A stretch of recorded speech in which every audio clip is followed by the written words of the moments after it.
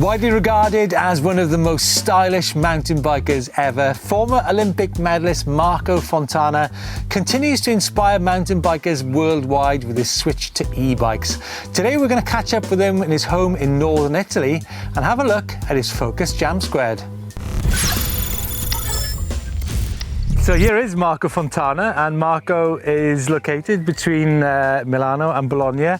Marco, let's go through a couple of facts first of all, such as your height and your weight. So I'm 172 centimeter high, and I weigh 70 kilos pretty much, 71 maybe now. Hey, so let's have a look at your bike then. Which bike have we got? Focus Jam2 alloy is actually the bike you seen last year at the Tour de Mont Blanc. Yeah, how can we forget it? yeah. So can I ask you a question first? Sure. So you've chosen the Jam over the Sam. Obviously the Jam is 150mm travel, the Sam is 170. So why do you choose the bike with less travel? So I did choose the 150, first of all because it comes in 29-inch wheels, so I thought like 29 and 150 would be the best combination for me. The main change from last year to this year so far has been on suspensions, in a way that I'm trying the coil suspensions. So I was on air before last year. And I'm running now coil suspension front and rear, which I like. Yeah, which I really like. I see that. Do you have a relationship with Andriani and the custom tuned Olins, or what's the setup there? Exactly. The deal is with Andriani. They do import and sell the Olins in Italy and maybe other countries too. And I have to say that I do like it. Not that I dislike air suspensions, but especially with this bikes, eMTB are heavier, obviously, and they do have most of the weight in the in the frame, in the bottom bracket where the engine is and battery and stuff.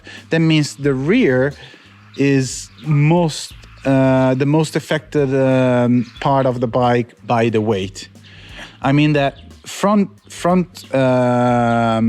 front suspension, it doesn't change that much to me in terms of setting compared to a normal bike, but the rear it does change a little bit, and I feel like with being a heavier bike, sometimes when I go deep in the travel with the air suspension in the rear, I just feel like I sort of destroy the full thing, because you just hit really hard and you dive into the travel all the way.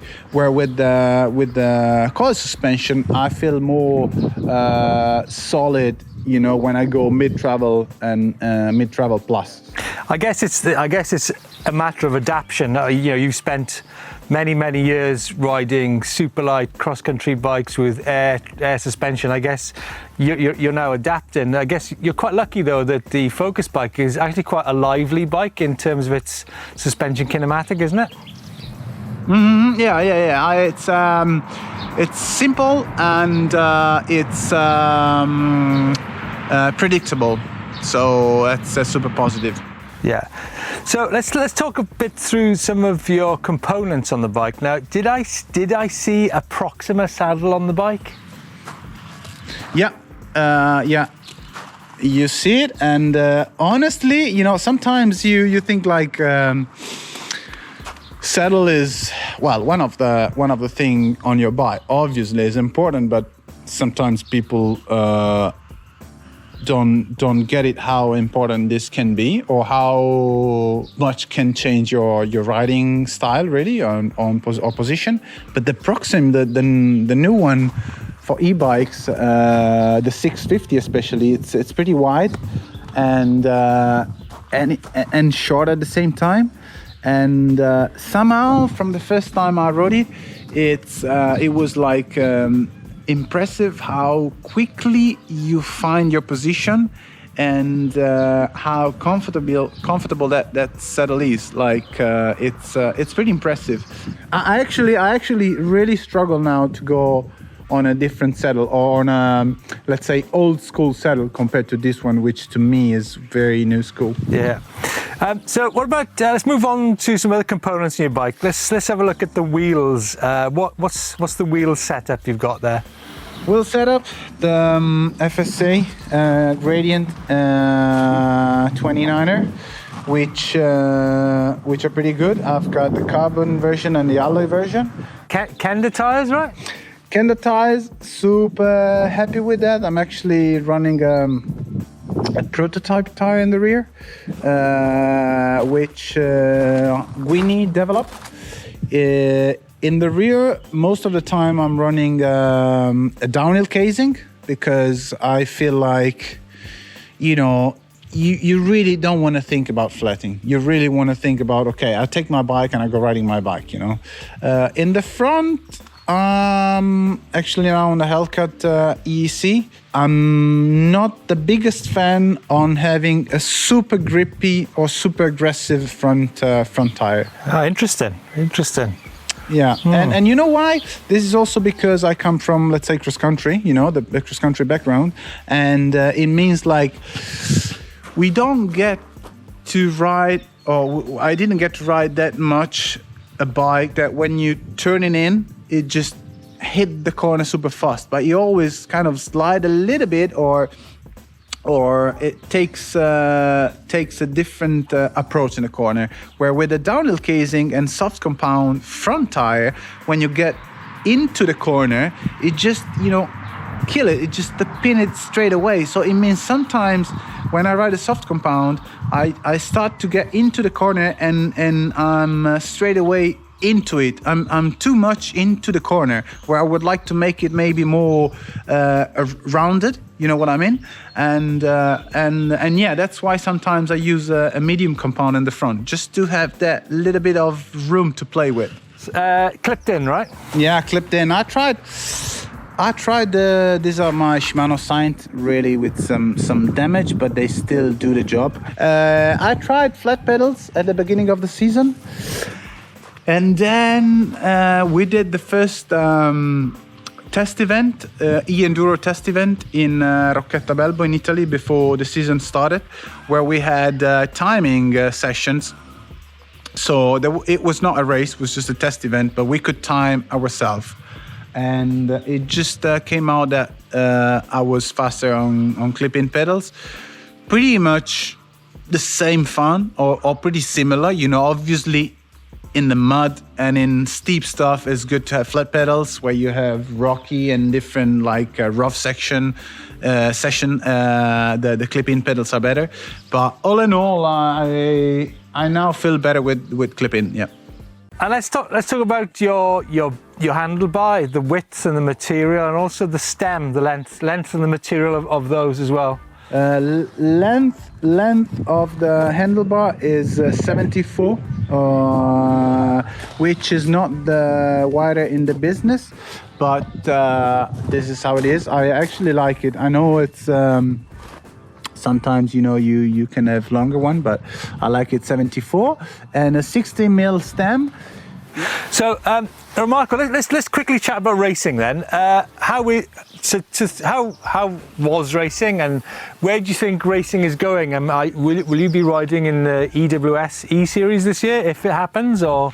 Yeah. So I felt like the first year of racing was cool. We had some up and downs in terms of organization of races. But for example, as we said before, I love the Tour de Mont Blanc. I loved it. Even though obviously it's tough to say that the winners in a race like this will always be the best.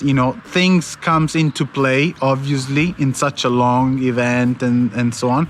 But all in all, the event was amazing, one of the best I've done in my life.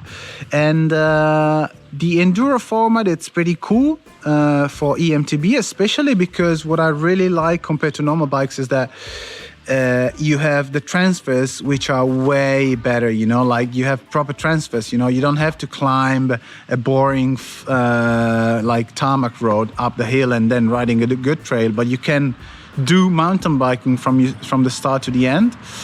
I raced World Championships, which was a really nice event, even though we had a little bit too much grassy field and too much over 25 k's an hour. But all in all, it was amazing. But obviously, World Cup racing compared to the e-enduro series in Italy is different, right? But being at World Championship with all the big names down there and stuff, it was a little bit of an emotional moment, and it was really good. With the EWS having e-bikes too, they'll make the job. You know, they will step up the game, and the format that we're talking about, which is, you know, laps, 2-3 laps of 1,000 meters of climbing, you know, special stages in the like climbing 2 and having tight transfers. I think this will be the next step, and this will make races tight and physical, and this will I think will attract a lot of riders. Yeah, well, Marco, I can't wait to catch up with you at the first EWS when it happens, and just like you say, go and ride some mountain bike trails rather than ride boring fire roads. Yeah. I mean, I don't see that. You know, I'm not saying that normal enduro is boring or is you know, but I feel like enduro as a format for mountain biking is just fitting so perfectly eMTB that I see no points of, you know, going that direction. Like, yeah. There is no point at all. If there is a no point, it's just because someone wants to say that there's no point. But, you know, that's what it is, right? And I'm not saying normal bicycle will die, because, you know, we have cross country and downhill, which will always be on a normal bicycle. But enduro, well, the best will win. The best will be the best anyway. If Samuel is the best, will be Samuel the winner anyway, or Martin Maes. But in my way, or in my eyes, enduro is perfect for such a bicycle.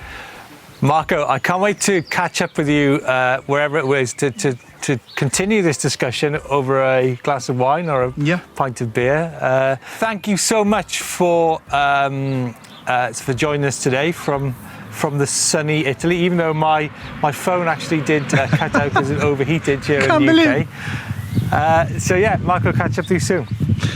Yeah, thank you very much, boys, and I keep follow you. I like the EMBN show. I told you the last time we've seen each other, and I tell you once again now. So keep working well, otherwise I click unfollow to the channel, okay?